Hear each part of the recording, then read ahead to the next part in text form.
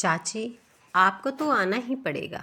आप ही तो अकेली बुजुर्ग हैं घर में, और बुजुर्गों के आशीर्वाद के बिना शादी ब्याह के कार्यक्रम अपूर्ण ही होते हैं।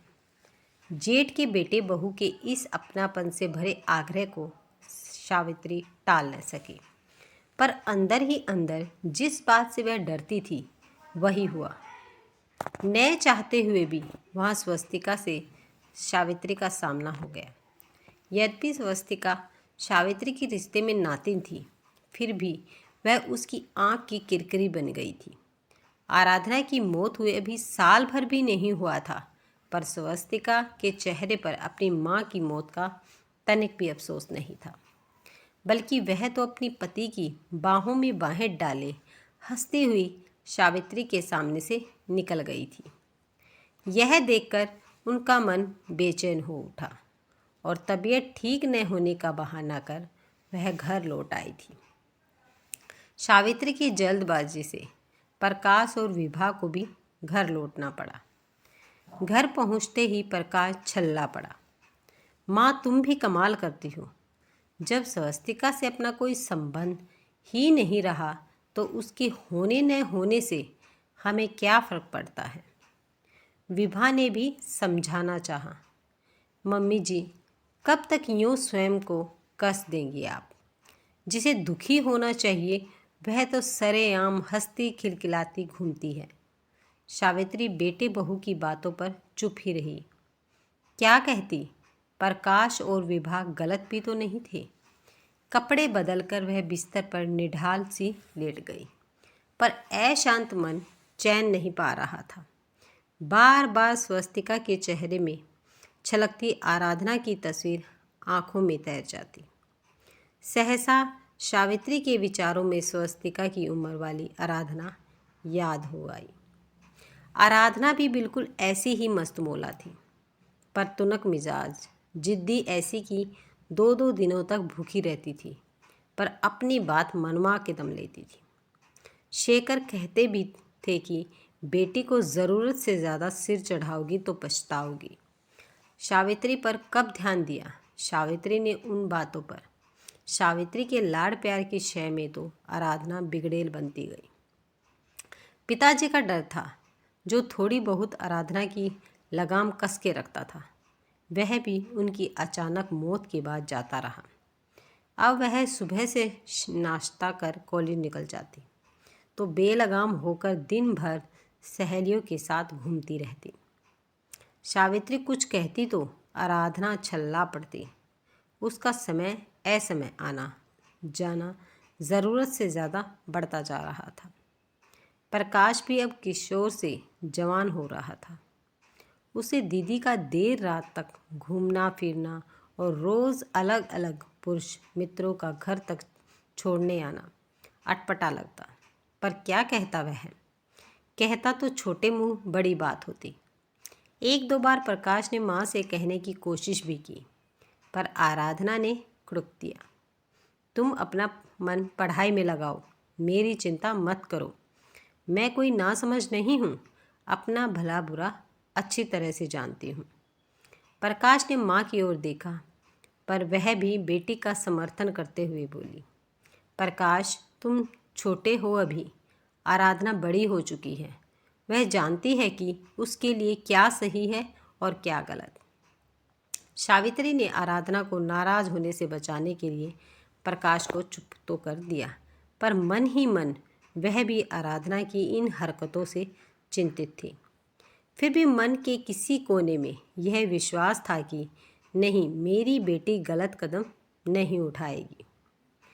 पर कोरे निराधार विश्वास ज़्यादा समय तक कहाँ टिक पाते हैं।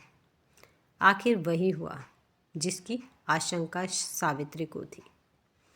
एक दिन आराधना बदले रूप के साथ घर लौटी।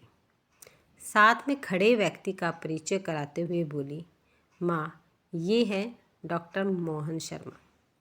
आराधना के शरीर पर लाल सुर्ख साड़ी, भरी मांग देख सावित्री को सारा माजरा समझ में आ गया। पर घर आए मेहमान के सामने बेटी पर चिल्लाने के बजाय अगले ही पल उल्टे कदमों अपने कमरे में आ गई। आराधना भी अपनी माँ के पीछे पीछे कमरे में आ गई। माँ सुनो तो। अब क्या सुना रही हो आराधना? सावित्री लगभग रोते हुए बोली। तूने तो एक पल को भी अपनी माँ की भावनाओं के बारे में नहीं सोचा। अरे एक बार कहती तो मुझसे, तेरी खुशी के लिए मैं खुद तैयार हो जाती। माँ, मोहन ने ऐसी जल्दी मचाई कि वक्त ही नहीं मिला। आराधना की बात पूरी होने से पहले ही सावित्री के मन को यह बात खटक गई। जल्दी मचाई? क्यों? शादी ब्याह के कार्य जल्दबाजी में निपटाने के लिए नहीं होते आराधना। और यह डॉक्टर मोहन कौन है, कहाँ का है, इसका घर परिवार अता पता कुछ जानती भी है तो या नहीं? माँ, डॉक्टर मोहन बहुत अच्छे इंसान हैं।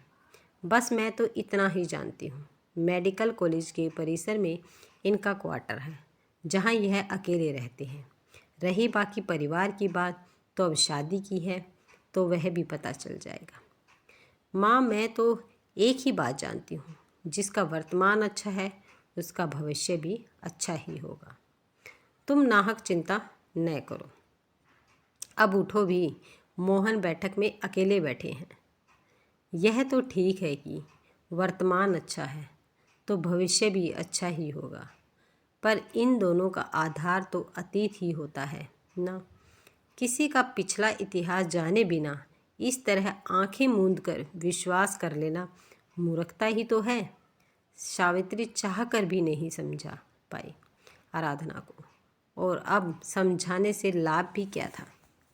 सावित्री ने खुद के मन को ही समझा लिया कि चलो, आराधना ने कम से कम ऐरे गहरे से तो विवाह नहीं रचाया। डॉक्टर है लड़का, आर्थिक परेशानी की तो बात नहीं रहेगी। 2 वर्ष भी नहीं बीत पाए और एक दिन वही हुआ जिसका डर था सावित्री को।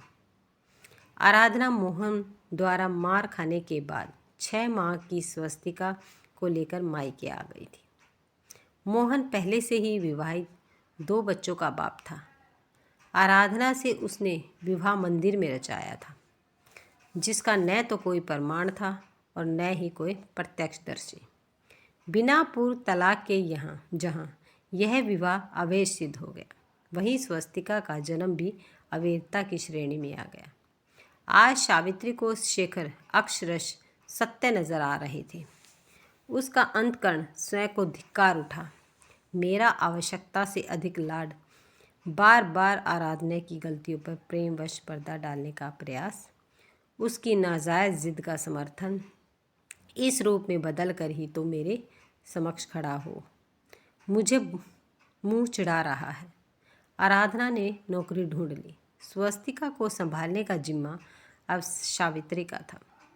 जो भूल आराधना के साथ की वह स्वस्तिका के साथ नहीं दोहराऊंगी। मन ही मन तय किया था सावित्री ने, पर जैसे जैसे स्वस्तिका बड़ी होती जा रही थी, आराधना के लाड प्यार ने उसे बिगाड़ना शुरू कर दिया था। सावित्री कुछ समझाती तो बजाय बात को समझने के आराधना बेटी का पक्ष लेकर अपनी माँ से लड़ पड़ती। पिता के प्यार की भरपाई भी आराधना अपनी ओर से कर डालना चाहती थी, और इसी प्रयास में वह स्वयं का ही प्रतिरूप तैयार करने की भूल कर बैठी। आराधना के मामलों में तो सावित्री हर दम प्रकाश की अनसुनी कर दिया करती थी, पर अब प्रकाश उन्हें शेखर की तरह ही संजीदा व सही प्रतीत होता। स्वस्तिका की 10वीं की परीक्षा थी। गणित में कमज़ोर होने के कारण आराधना एक दिन सतीश नाम के एक ट्यूटर को घर ले आई और बोली, कल से यह स्वस्तिका को गणित पढ़ाने आएगा। 22 साल का सतीश प्रकाश के मन को खटक गया, लेकिन आराधना दीदी के स्वभाव को जानते हुए वह चुप ही रहा। जब भी सतीश स्वस्तिका को पढ़ाने आता, प्रकाश की नज़रें उनके क्रियाकलापों का जायजा लेती रहती। कान सचेत होकर उनके बीच हो रही बातचीत पर ही लगे रहते। प्रकाश को भय था कि आराधना दीदी की तरह ही कहीं स्वस्तिका का हर्ष ना हो। एक दिन प्रकाश ने स्वस्तिका को सतीश के साथ आपत्तिजनक स्थिति में देखा तो उसे धक्के मारकर घर से बाहर निकाल दिया गया। शाम को आराधना के दफ्तर से आते ही स्वस्तिका फक फक रोने लगी। मम्मी, प्रकाश मामा को समझा दो, हर समय हमारी जासूसी करते हैं। आज जरा सी बात पर सर को धक्का देकर घर से निकाल दिया। क्यों प्रकाश, यह किस तरह का बर्ताव है? बिना अपनी लाडली की गलती जाने समझे आराधना अपनी आदत के अनुसार गरज पड़ी। दीदी, वह जरा सी बात थी क्या? यह अपने लाडली से नहीं पूछोगी? प्रकाश भी तमतमा गया। आराधना ने इसे अहम का विषय बना डाला। ओह, तो अब हम माँ बेटी तुम लोगों को भारी पड़ने लगे हैं। लेकिन यह मत भूलो कि मैं कमाती हूँ, घर में पैसे भी देती हूँ, इसलिए हक से रहती हूँ। तुम्हें पसंद नहीं है तो हम अलग घर ले लेंगे। एक मकान लेने की हैसियत है मुझ में। बात बिगड़ती देख सावित्री ने दोनों को समझाना चाहा, पर आराधना ठान चुकी थी। हफ्ते भर में नया मकान देख स्वस्तिका को लेकर चली गई। सतीश फिर उसे पढ़ाने आने लगा। न चाहते हुए भी सावित्री व प्रकाश चुप रहे। कहते भी तो सुनता कौन। उन्हीं दिनों अचानक आराधना का स्वास्थ्य खराब रहने लगा। स्थानीय डॉक्टरों ने हाथ खड़े कर दिए। मुंबई अथवा दिल्ली के बड़े चिकित्सा संसाधनों में दिखाने के लिए कहा गया।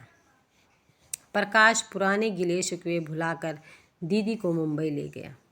आखिर भाई था वह, और उसके सिवा और कोई पुरुष था भी तो नहीं घर में जो आराधना के साथ बड़े शहरों के बड़े बड़े अस्पतालों में चक्कर काटता। डॉक्टरों ने बताया कि आराधना को कैंसर है जो अंतिम अवस्था तक पहुंच चुका है। जीवन की डोर को केवल 6 माह तक ही खींचा जा सकता है, वह भी केवल दवाइयों व इंजेक्शनों के आधार पर। ऐसे हालात में सावित्री व प्रकाश का आराधना के साथ रहना निहायत ज़रूरी हो गया था। साथ रहते हुए प्रकाश को स्वस्तिका व सतीश की नाजायज़ हरकतें पुनः नजर आने लगी, पर बात का बतंगड़ न बन जाए यह सोचकर वह चुप रहा। केवल माँ से ही बात की। मौका देखकर सावित्री ने आराधना को इसके बारे में सचेत करना चाहा। इस बार आराधना ने भी हंगामा नहीं मचाया, बल्कि स्वस्तिका को बुलाकर इस बारे में बात की। स्वस्तिका शायद अवसर की खोज में ही थी, इसलिए साफ शब्दों में उसने कह दिया कि वह सतीश से प्यार करती है और वह भी उसे चाहता है।